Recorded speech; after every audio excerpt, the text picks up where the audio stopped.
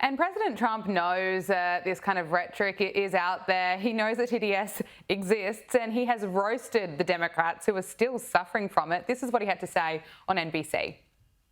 Some great Republican congressmen and women and senators that love this country, and they're not lunatics like some of these Democrats. What they're doing to the country is incredible. It's insane. There's something wrong with them. They suffer a major case of Trump Derangement Syndrome. I mean, nothing matters to them other than that. Donald Trump, he doesn't miss. No, he doesn't, but he's right, because a lot of the people that are, agree with Donald Trump, they just cannot look past that, and they just have to hate him no matter what. So that is a serious problem in America, this Trump Derangement Syndrome, that people can actually see that the country is on the right track, but they have this weird thing inside of them that they can never publicly be a Donald Trump supporter. And of course that changed. There's a lot more public support for Donald Trump, but there's still some people that are in that Trump closet that are afraid to come out to their family and friends. So yeah, they have serious Trump derangement syndrome. No matter what he does to fix the system, they will hate him regardless.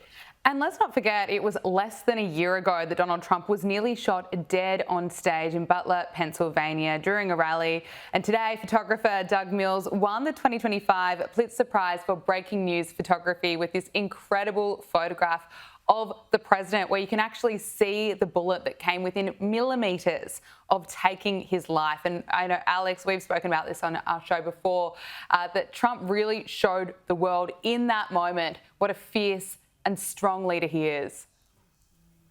I know, and it's actually scary to look back and think about if that, assassin was just a few millimeters in a different direction, that the whole world would be totally different. So that picture really, it tells a story of triumph. It tells a story of standing up and fighting back. And Trump had an incredible amount of courage to be able to do that. I would be nervous if I just got shot. I don't know if I'd be able to stick my fist up in the air and tell people to fight back. But that incident, as terrible as it was, that was the difference, in my opinion, that won Donald Trump the election.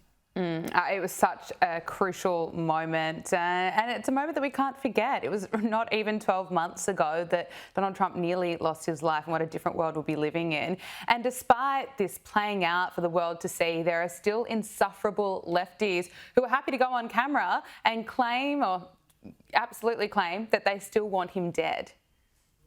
Con artist and a thief, and I hope every day I wake up every day and pray that he died. Oh, you don't mean that? Absolutely. That's an evil thought to say, though. I say it. Don't you want to win based on winning the argument instead of his death? I want him to be gone out of our hair and our country. He is destroying the entire world. I mean, Alex, are we ever going to see this stop? Well, I don't think so, because this is all projection. The Democrats are the party of death and destruction. They're the ones that love abortion. They're the ones that don't, think a baby in the womb is even alive. So they don't care about people dying. And Donald Trump dying to them would be probably their dream come true. But luckily that didn't happen. Luckily, now that Donald Trump is president, I believe that he's going to be 100% safe during his presidency. So these sickos, they go and talk about how, the right-wing conservative people are the bad ones, yet they are always the ones that are caught on camera wishing for the death of other people. And you saw it during the pandemic, and you're continuing to see it with the Trump Derangement Syndrome that people just cannot recover from. Well, let's take a look at some of the decisions that Donald Trump is making. He claimed that the movie industry in America is dying a very fast death. And in a post on Truth Social, he wrote that other countries are offering all sorts of incentives to draw our filmmakers and studios away from the US. Hollywood and many other areas within the USA are being devastated. And he is now beginning the process of instituting a 100% tariff on any and all movies coming into America that are produced in foreign lands. Trump is also blaming Gavin Newsom for allowing Hollywood to be destroyed, but this is a bit more of what Donald Trump had to say. We're making very few movies now. Hollywood is being destroyed. Now, you have an incompetent, grossly incompetent governor that allowed that to happen, so I'm not just blaming other nations, but other nations, a lot of them, have stolen our movie industry. Alex, what are your thoughts about this, about the tariffs? It's been argued that they could be seen as a defence of American culture and a defence of the film industry. Well, Donald Trump does need to defend our film industry. I mean, it's called show business, and these studios cannot make any money. They cannot do business in California, so they're moving to places like Texas, where we have a great production, Landman, and Paramount is shooting a lot of movies in this DFW area, and that's helping out people that I know that are getting jobs. So the movie industry, one movie can literally provide thousands of jobs. So it is very important that Donald Trump does whatever he can to bring back the American movie industry, because it stinks. I haven't seen a good movie in the theater in years. I mean, since probably before the pandemic. So Donald Trump taxing other people, I don't know if that helps so much. I think that he really needs to give tax incentives and tax breaks to the production companies that are here in America, because like I said, in California, you're getting taxed to death. It's almost impossible to just rent a street or do anything to get a permit in that state without paying just an arm and a leg. So they do need to help the filmmakers and the production companies 100%. We've heard from Michelle Obama. She's been complaining again, and this time it is about how expensive it was living in the White House while her husband was president. The 61-year-old former First Lady discussed this during an appearance on this week's The Diary of a CEO podcast. Let's take a listen.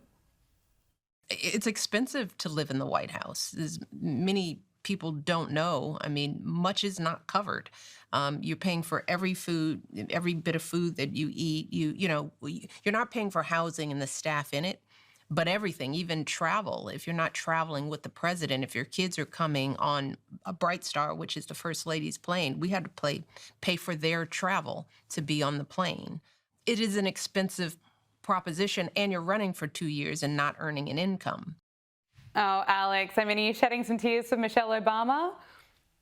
I mean, seriously, how can you be the vice president, or excuse me, the first lady of the United States of America? You get to fly for free, and you're complaining that you have to pay a little bit of money for your kids to fly in the airplane. I mean, only Michelle Obama can find herself literally as a first lady and still be a victim. I mean, it's ridiculous.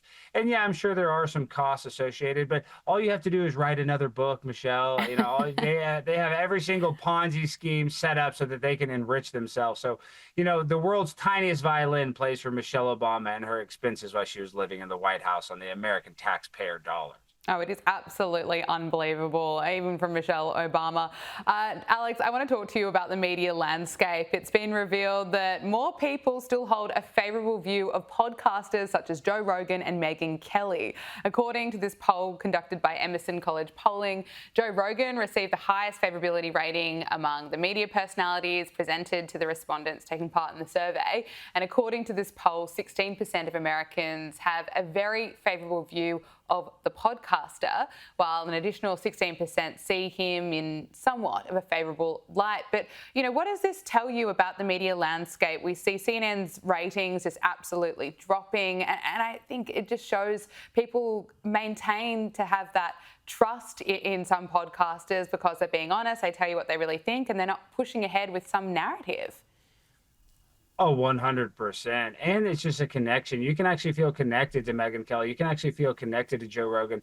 Instead of just when you watch something on CNN, they're literally parroting whatever they're allowed to say, written basically by the DNC. So people can tell that authenticity, and they know when they're getting news that's not genuine. So Joe Rogan might not be the smartest guy in the world. I mean, he is a smart guy, but people don't need a brainiac. People want to get their information from somebody that's like them. And Megyn Kelly is somebody that a lot of women want to be like. And Joe Rogan is a UFC expert. I mean, he's one of the most successful comedians. He's an actor. He's somebody that a lot of men look up to. So these people connect with a podcaster more so than the Don Lemons and the Chris Cuomo's of the failed CNN graveyard of shows. Okay, Alex Stein, thank you so much for joining us on Power Hour. Great to speak with you. Talk to you guys again soon. Thank you very much.